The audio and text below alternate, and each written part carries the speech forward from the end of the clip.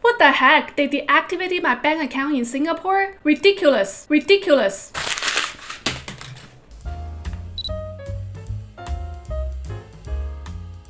Hello, my name is the Crazy Koala. I'm a Singapore immigrant from USA. Due to COVID-19, I haven't been back to Singapore in the recent months.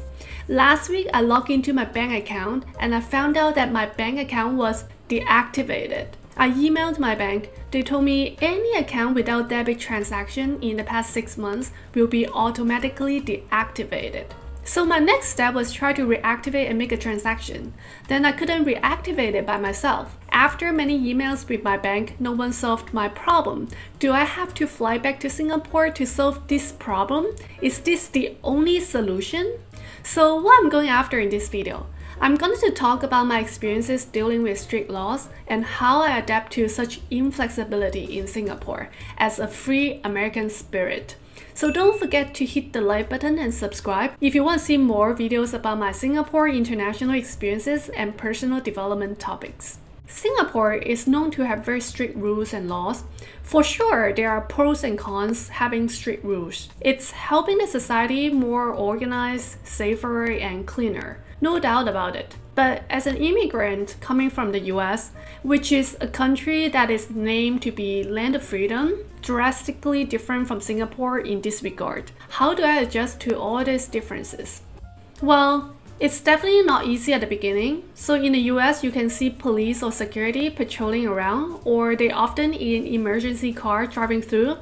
But when I first visited Singapore, even before I moved there, I spent quite a few days, but I didn't see any police. That was very interesting to me. Then later, I took an MRT train. It was quite hot in Singapore, so I constantly felt thirsty, and I had to take out a bottle of water, and I was about to drink water. Then all of a sudden, a security walked to me, and he said, "We don't allow any drinking in MRT." That scared me, because I didn't expect anyone would suddenly walk in front of me. And I also didn't know I couldn't drink water in a train. I was thinking how people can survive without drinking water during the train ride for 30 minutes long. Because in the US, we are allowed to drink anything and eat anything. Well, that's also why we have 30 trains and 30 streets. I found that was interesting because normally you don't see police or security outside or on the road, but if anything happened, they show up at your face in no time. Like really in no time. That really shocked me. That's how strict Singapore is. But now you know why Singapore is so safe, so clean, and so organized, because everything is monitored, and if you do something wrong, you'll get caught right away. Before I came to Singapore, I already heard how strict the law is, with heavy penalties and fines, but I really didn't expect it to be so strict, even drinking water. And the second thing I didn't expect was how efficient the police and security are. In no time they will show up when normally you don't get to see them. So I was so shocked but truly impressed. Just want to take a quick pause. If I can add value to your life, please join my life coaching or school counseling at kksuccess.com. My Instagram and podcast handles are listed here as well. So here comes the second part of the story. Later on, I moved to Singapore. I started noticing more and more rules, such as you're not allowed to chew gums and take durians to public transportations. And now my bank account got deactivated just within a few months not using it. Many things are not flexible in Singapore, but I'm still not complaining, and here is why. We are still in the middle of the pandemic. Just to show you how different Singapore treats COVID-19 versus the US. Americans are all in for freedom. So many are still against wearing masks. This is just how strict rules versus freedom impacts the effectiveness of COVID control. One thing I heard often from the foreigners living in Singapore is that they don't want their sons to be in the army, so they don't join citizenship or PR. It is by law that guys need to serve the army. I personally don't see any problem joining national service if you love the country and want to protect the country, but of course only at your will.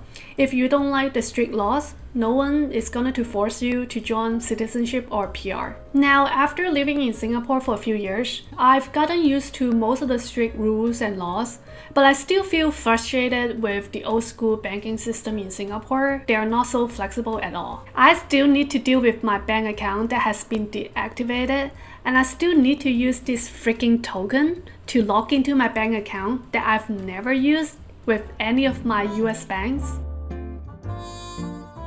I like Singapore, not because I want to be controlled. Do I not want to drink water when I feel thirsty?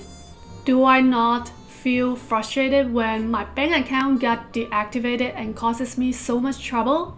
Nope. I totally don't enjoy any of these strict rules.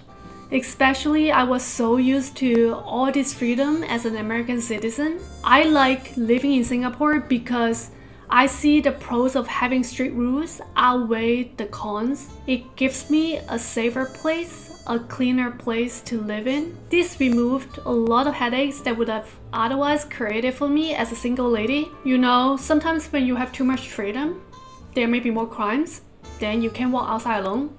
Then it actually makes you lose freedom in returns. So strict rules are totally not for everyone. Some people would rather go for freedom, while some people would rather live in a safer place.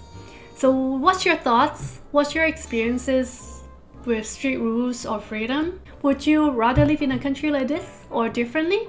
Comments below. Don't leave yet, there's still more comparison on freedom in the US versus strict rules in Singapore later. I've been funding my channel operation costs by myself. If you ever want to contribute to sustain my channel, I would really appreciate if you could join my Patreon page. I want to take a moment to thank Landlar for being my first Patreon fan and Chinray for being the second. You guys really make my day. I started this YouTube channel just to share my perspectives, and I didn't expect it to turn into a real operation and putting in 50 to 70 hours per week.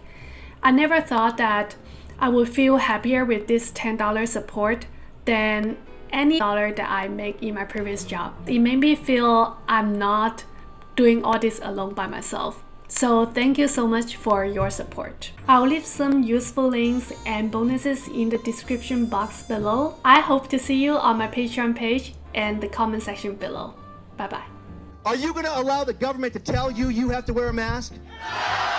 Wearing a mask can actually cause you to get sick. So wearing a mask can actually cause you to get sick. Yes, absolutely. So anyone harassing me to wear a mask, you guys are violating federal law. You get that? Get that on camera. Ma'am. I have a breathing problem. My doctor would not let me wear a mask. A Singaporean woman who referred to herself as a sovereign and was caught not wearing a mask at Shun Fu Market has been charged in court, and 3 others for breaching circuit breaker measures.